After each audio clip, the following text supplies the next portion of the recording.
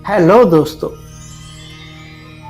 यहाँ पे पूर्ण और प्रामाणिक व्यक्ति बनना ही जरूरी है।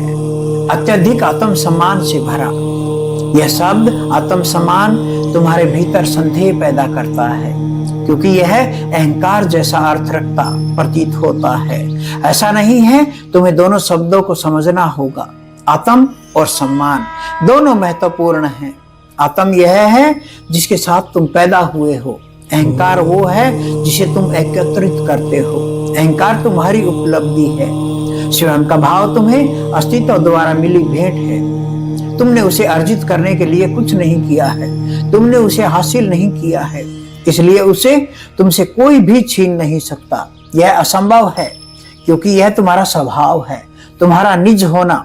अहंकार वो सब है जो तुम एकत्रित करते जाते हो। शिक्षा द्वारा, शिष्टाचार द्वारा, सभ्यता, रीति रिवाज, विद्यालयों, विश्वविद्यालयों तुम एकत्रित करते हो। यह तुम्हारा प्रयास है, तुमने इसे बनाया है और तुमने इसे इतना बड़ा बना दिया है कि तुम खुद की असलियत को पूरी तरह से भूल गए हो। अपने वास्तविक सत्य को जान लेना पर्याप्त होता है। अहंकार बिना किसी प्रयास के हार मान लेता है और उल्टे मुंह जमीन पर गिर जाता है। जब तक अहंकार बिना तुम्हारे प्रयास के अपने आप से नहीं गिर जाता, वह तुम्हें छोड़ेगा नहीं। यदि तुमने इसको गिराने के प्रयास किया तो यही समर्पण है। सभी धर्म समर्पण सिखाते हैं, इसलिए मैं कहता हूं उन्हें मनोविज्ञान की बुनियादी समझ तक नहीं है। अहंकार का समर्पण नहीं करना होता, उसका साक्षी बनना होता है, उसे पूरा पूरा जानना होता है।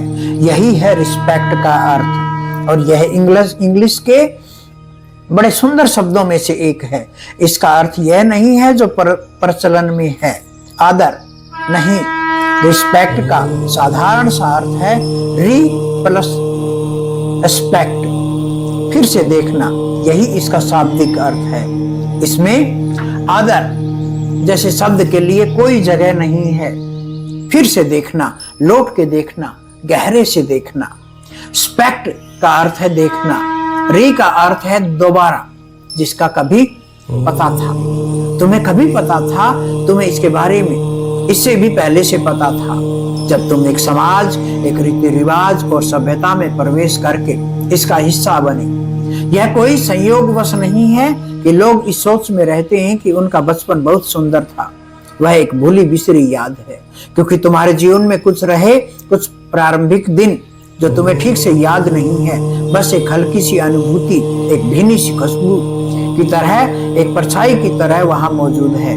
यदि तुम रिस्पेक्ट करते हो, यदि तुम फिर से देखते हो, अपने अस्तित्व की गहराई में उतरते हो, तो तुम एक जगह पाओगे जहां से तुमने स्वयं को खोना और अहंकार को अर्जित करना आरंभ किया था। वो पल रोशनी का एक पल होता है, क्योंकि एक पल यदि तुमने देख लिया कि अहंकार क्या है, सब खेल समाप्त हो जाता है। तो मैं तुम्हें यह नहीं कह सकता कि अहंकार को गिरा दो, क्योंकि इसका तो यह अर्थ हुआ मैंने तुम्हारे अहंकार की वास्तविकता को स्वीकार कर लिया, और तुम उसे गिरा कैसे सकते हो, जबकि तुम ही हो वह। इस क्षण में तुम ही अहंकार हो। स्वयं को तो तुमने कहीं पीछे अतीत में छोड़ दिया है। तुम में और तुम्हारे अस्तित्व में एक बहुत बड़ा अंतर है।